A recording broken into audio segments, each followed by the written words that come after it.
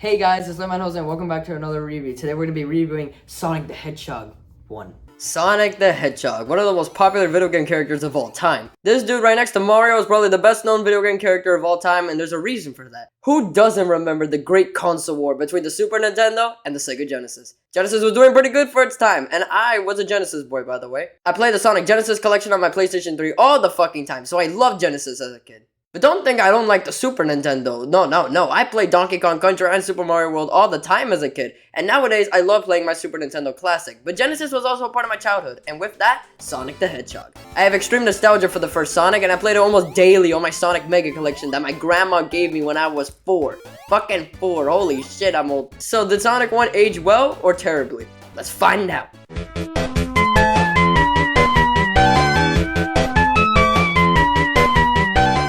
The story doesn't really matter in this game, so let me just summarize it. Some guy called Dr. Robotnik kidnapped all the woodland critters, and now Sonic has saved them.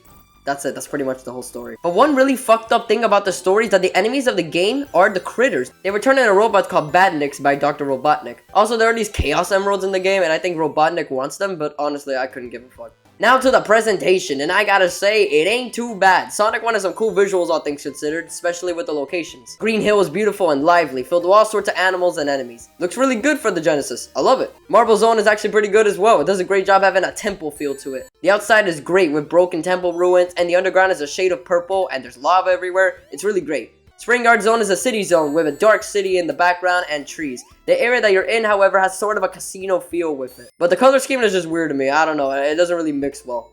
Labyrinth Zone is an underwater cave. I really don't have much more to say. Starlight Zone is peaceful as fuck with gorgeous stars in the background, and you're in some kind of weird factory with loop-de-loops. It's pretty fun to watch. And finally, Scrap Brain Zone, and it's really good visually. Every act has a different visual style. Like Act 1 has Saw vibes, with a factory that has traps at every corner and all kinds of disappearing platforms. Act 2 has a shit ton of saw blades everywhere around this fucking map. Act 3 is literally just a Labyrinth Zone ripoff, except way more appealing to look at with the vibrant ass white. Overall, the locations look great for the Genesis, and in my opinion, some still hold up to this day. And now we got the characters and the enemies. Sonic looks great. His visual design for the time and even now is so iconic. He looks like a character with a badass attitude, like he's gonna get shit done. And that magnificent hair, so spiky. And obviously we got his running animation, the figure 8. While it's not as fast as future games, I think it still looks really cool. And now we got the Badniks, and they're pretty awesome for the most part. We got weird balls, ones that fly, a crab one, a centipede, and ones with drills for mouths. And how can we forget Dr. Robotnik? Look at this fat fuck in his egg-shaped machine. Iconic as shit!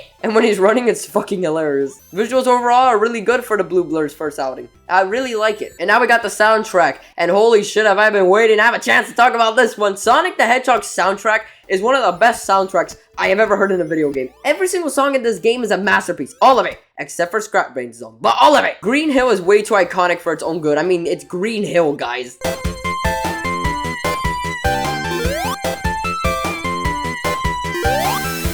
Marble Zone has a mysterious feel to it. I absolutely love it.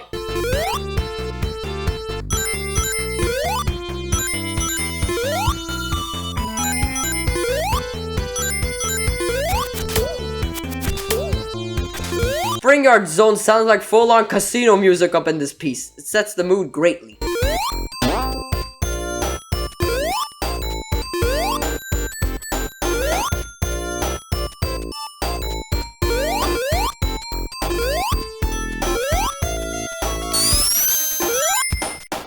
Labyrinth Zone is so fucking catchy, guys. I can't help it. This fits a water level so perfectly that I can't explain it into words. You just have to hear it.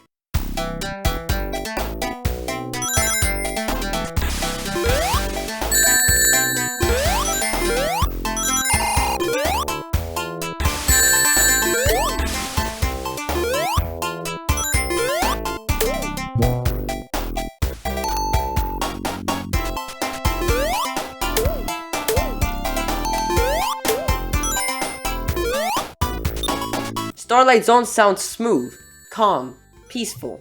I mean, hear it.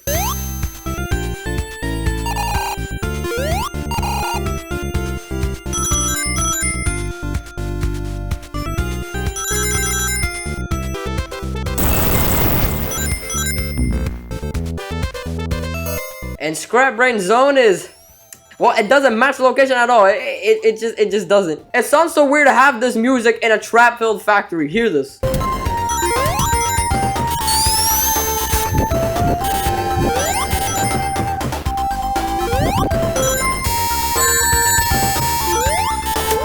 then we got the final boss music, and it's actually really great stuff.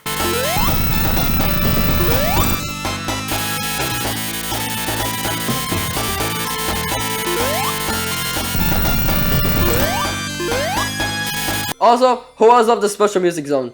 Just me?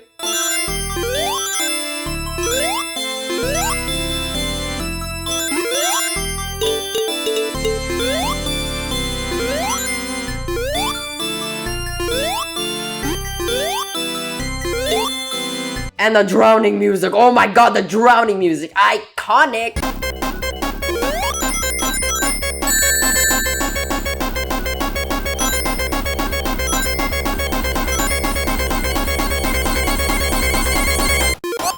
And we can't forget the first 5 seconds of this game, guys. We can't.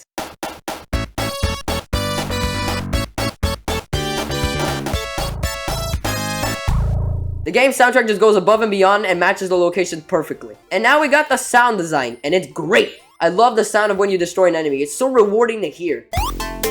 Also, the jumping sound in general is iconic as fuck on its own. And jumping on springs is always the best thing to hear. Overall presentation of this game is one of the greats. The visuals hold up in a lot of aspects, and the soundtrack is near perfection for a video game.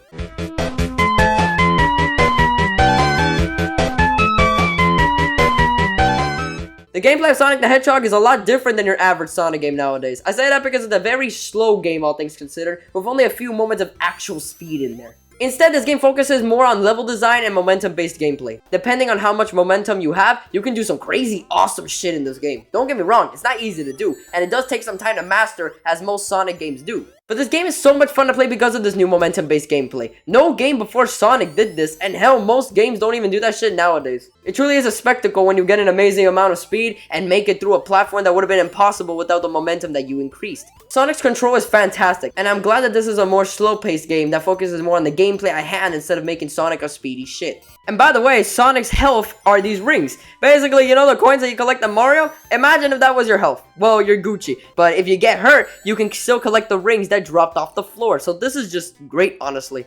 I think it's a fair health system, if not kinda easy to abuse. But these fucking rings glitch through walls and shit, so it's not easy getting them back sometimes. And sometimes I go right through them and they don't even pick them up, so what the fuck? But now let's talk about level design, which is kinda tricky with this game, actually. I believe that the first 4 zones have great level design for a multitude of reasons. Green Hill Zone is an amazing first level with a great amount of speed and control. Not to mention that every single level in this game has multiple pathways to get to the end. So it adds like a healthy amount of replayability as you want to find out new routes to take. You don't like a specific route because it's too hard? Well, just find out a different path and see if that one's better. I have done that shit multiple times in this game. Green Hill Zone Act 3 is when I found the new area that I have literally never been to before or explored, and I loved every second of it. Oh yeah, let me talk about acts. Every zone has 3 acts or 3 levels, with the third one always ending with a boss fight against Dr. Robotnik. I always hear people talking bad about there being 3 acts as it should have just been 2. And to that I say yes and no. I love the idea of more content, as long as it's good content. The problem with Sonic 1 is that the third act, at least for me, has always been the worst part about the zones. The third act is the one with more bullshit, and it's the one that's way longer than all the other ones. But I do love the idea of 3 acts, as long as it can be done right in the future. Also, the boss fight for Green Hill is as iconic as it is piss easy. Seriously, did they really think this was even the slightest bit challenging? I think Green Hill Zone introduces everything really good, but now, how about the second zone? Marble Zone. Marble Zone is a very slow-paced zone compared to Green Hill, and I really love it. The level design is great in this zone. It's so much fun to solve puzzles and run from lava, and I found a shit ton of secrets. While people hated this slow-paced shit, I welcomed it with open arms because I think it's designed perfectly, and also it tests your platformer skills beautifully. Especially with how Act 3 of the zone ends, with you having to platform your ass through these things, and it's so fucking rewarding. And the boss fight is piss easy again. Thank you, Sega. I really hate moderate level bosses. I love Marble Zone so much, guys. It's just designed in the best way possible. Spring Yard Zone is a zone that takes complete fucking advantage of the momentum-based gameplay, as there are so many instances where there are these curves that allow you to roll into a ball at high fucking speed. Look at this. Oh my goodness. I love pulling this shit off, and you can find a lot of secrets with the right jump at the right moment. Also, so many springs and so much fun. Spring Yard helps me appreciate the momentum-based gameplay a little bit more, and I appreciate it for that. And the boss fight is actually kind of threatening, not gonna lie, pretty good job. Labyrinth Zone, one of the most hated zones in Sonic history.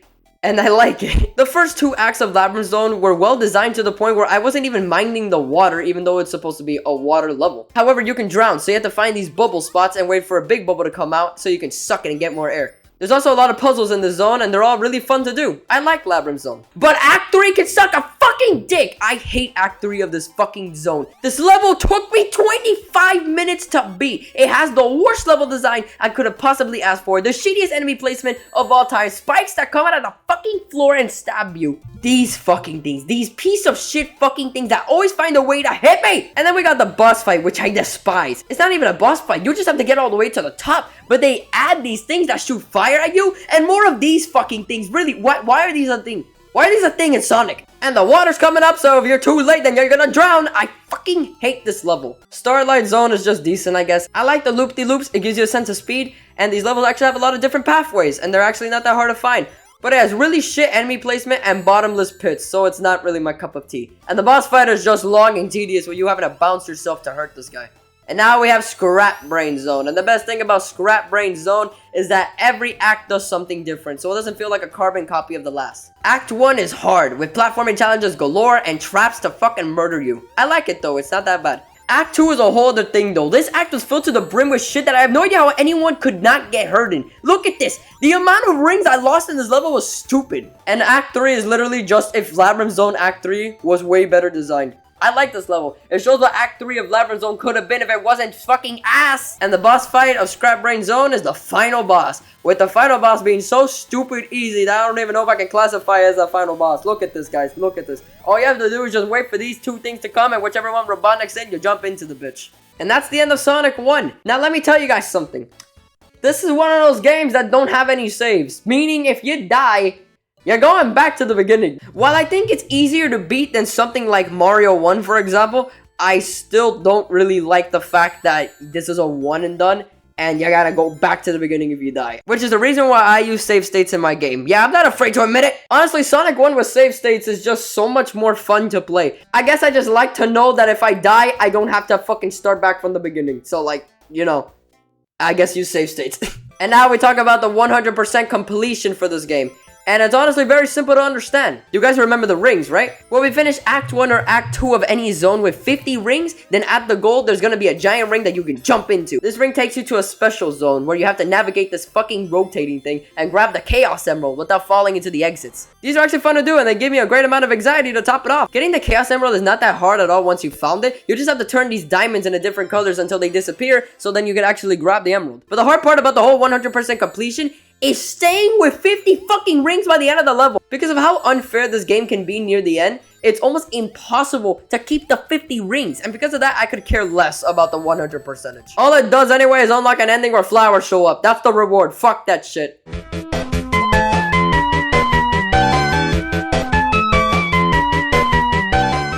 Overall, Sonic 1 has amazing controls with, for the most part, great levels that are designed near perfectly for Sonic's type of momentum-based gameplay. I really like this game. It has so many positives such as the visuals, the soundtrack, but the gameplay by itself is just greatly integrated, and it works like a charm. It is the definition of easy to learn, but hard to master. However, there are cons. The last 2 levels I didn't really like that much. The boss fights sucked ass. The 100% completion is extremely difficult unless you memorize these levels. And so because of that, I gotta give Sonic 1 a fair but just rating. And that, my friends, is an 8 out of 10. Really great first game for the amazing Blue Blur. As for the next review, I'm hoping that it can maybe be Resident Evil. If you guys are interested in that, let me know. And I'll see you guys in the next review. Peace.